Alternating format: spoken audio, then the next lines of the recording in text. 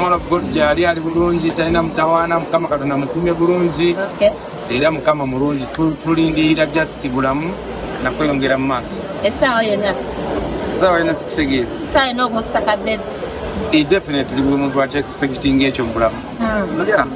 So you're really so bitambula bitya long distance Simbi because we have time for each other. We always see each other whenever we want. Very bless God for that.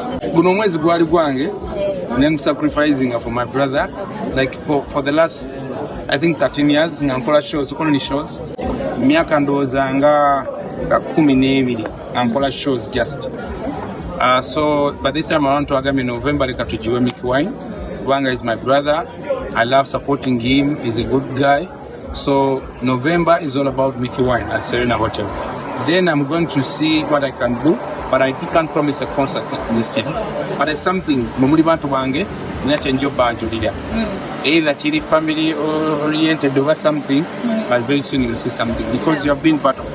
It was something I didn't expect because I didn't feel like I'm going to end up becoming pregnant. Amazima matufu asobola kubawa omukyalo okuba mu respecting anyo nyo era sina kyeswamukirako naye muli bantu bakami munoonyeko muwulire ekintu ekiva ku ye because the video I think the video you're seeing eyitambula because yakolebwa emyaka ndowooza nga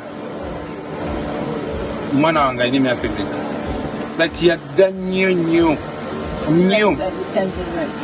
buli omu alina amasimu bantu bakola byebaagala nsobola buying naye nga yadda kale bayinza okuba pastor oba pastor oba whoever posted it kwagala because balina data balina essimu balina TV they have everything.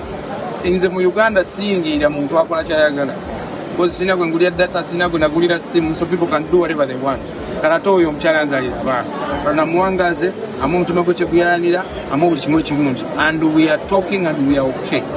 Tuli bulungi nnyo definitely and I'll be frank with you even today we talked. You get my point? Neze sirisogera ku bantu I respect my family the way I respect her family omukyala alina omwami alina abaana agwana okuweebwa ekitiibwa. You get my point? Naye nfunako no it can't.